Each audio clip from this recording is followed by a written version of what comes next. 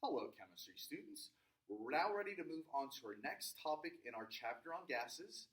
We've already looked at a few gas laws, and so we've looked at Boyle's law, we looked at Charles's law, Gay-Lussac's law. We combine those three laws together to form what's called the combined gas law, and so now we're ready to look at another type of gas law, and so in this case we're going to be looking at the ideal gas law. And so this is probably the most powerful of the gas laws that we're going to talk about. And so what the ideal gas law is going to do is it's going to combine together not only pressure, volume, and temperature in Kelvin, but it's also going to be looking at the amount of stuff. And so again, we are going to be turning our attention back again toward the mole. And so we'll also be needing to look at the scientist who is most closely associated with the mole. And so that would of course be Avogadro. Let us take a look at what we'll be doing over the next couple days. We're going to look first to see how does Avogadro's principle relate to the number of particles to the gas volume. We're going to also see then how the amount of gas present is related to its pressure, its temperature, and its volume by the ideal gas law. And so we're also going to compare then the properties of real gases and ideal gases. So if you guys remember back when we were first introducing our topic on gases, we're looking at the kinetic molecular theory. We did make a few assumptions in order to make things easy, and so now we're going to see what actually happens in the real world, and so we will compare a real gas then to an ideal gas. And so we do have some vocab, but we'll talk about what each of these are momentarily. And so let us now reintroduce the scientist, the Italian scientist who, if you remember back in October, we spaced east, we shouted out his name, and of course that would be Avogadro! And so, here he is again. Always gets me the picture. And so we're going to be looking at his principle and also the reason why Avogadro's number is named after him.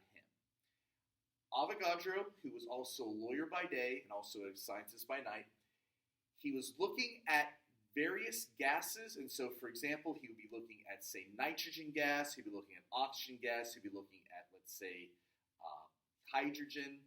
And so what he noticed and what he made a very important assumption himself, what his principle states is that at equal volumes of gases at the same temperature and also at the same pressure, regardless of the gas you're dealing with, whether it be oxygen or nitrogen or neon or hydrogen or whatever, they're always going to have the same number of particles. And of course, we now know that that number is 6.02 times 10 to the 23rd, which is then how we are able to count atoms and molecules and ions and things like that. And so we can talk now about what's referred to as a molar volume. And so if you guys remember back in chapter 9 when we're looking at the mole, we had our mole road, and so we were basically focusing just at the bottom of the mole road. And so now we're ready to look at the top part of that mole road sheet, and so hopefully you still have that handout. The molar volume for a gas is the volume that 1 mole will occupy at 0 degrees Celsius and at 1 atmosphere. And so these two conditions are what are known as the standard temperature and pressure, or STP for short. And so a mole of any gas is equal to 22.4 liters. And so what we have here, we have two different conversion factors. We have 22.4 liters is in a mole of gas, or a mole of gas takes up 22.4 liters. And so this, of course, is under standard temperature and pressure, so that would be under 0 degrees Celsius and 1 atmosphere. And so by using Avogadro's principle, we can introduce a fourth element, as it were, into our gas equations. And so now we're going to be looking at the amount of stuff, which is referred to as the mole. And so I'm going to go ahead and turn your attention to the board. And so we already went ahead and we talked about the 4 previous gas laws. We're now going to show you the ideal gas law. And so the ideal gas law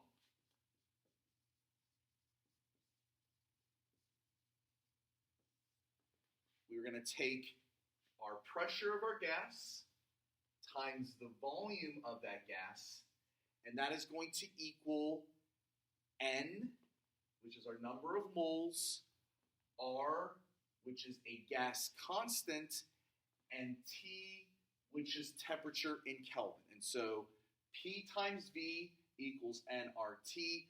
The way I like to remember this is pivnert. And so again, if we can use that to help you memorize this equation, this is a very important equation. And so again, P is pressure, V is for volume, N is the moles, R is a gas constant, and T is temperature in Kelvin. All right, so again, to review, we have pivnert, so P times V equals N times R times T. P is for pressure, V is for volume, N is for moles, R is a constant, and T is temperature in Kelvin. And so by using the ideal gas law, we can combine all 4 of these variables together. All right. And so we'll talk a little bit more about this tomorrow, but I want to go ahead and look back here.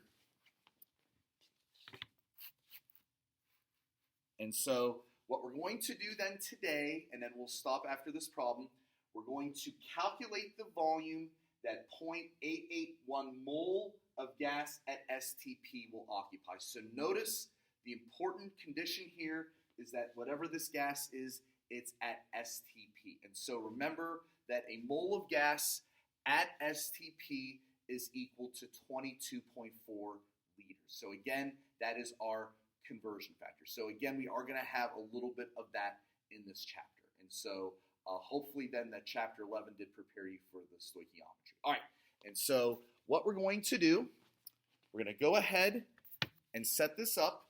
So we're looking for the volume, and we're told that we have 0.881 moles of gas at STP. And so what we're going to do, we're going to take 0.881 mole, whatever that might be.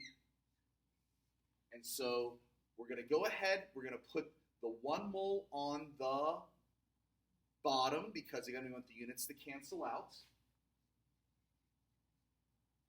And if you remember, on the top is going to be the 22.4 liters. And so remember, this is always the case at standard temperature and pressure, 0 degrees Celsius and 1 atmosphere.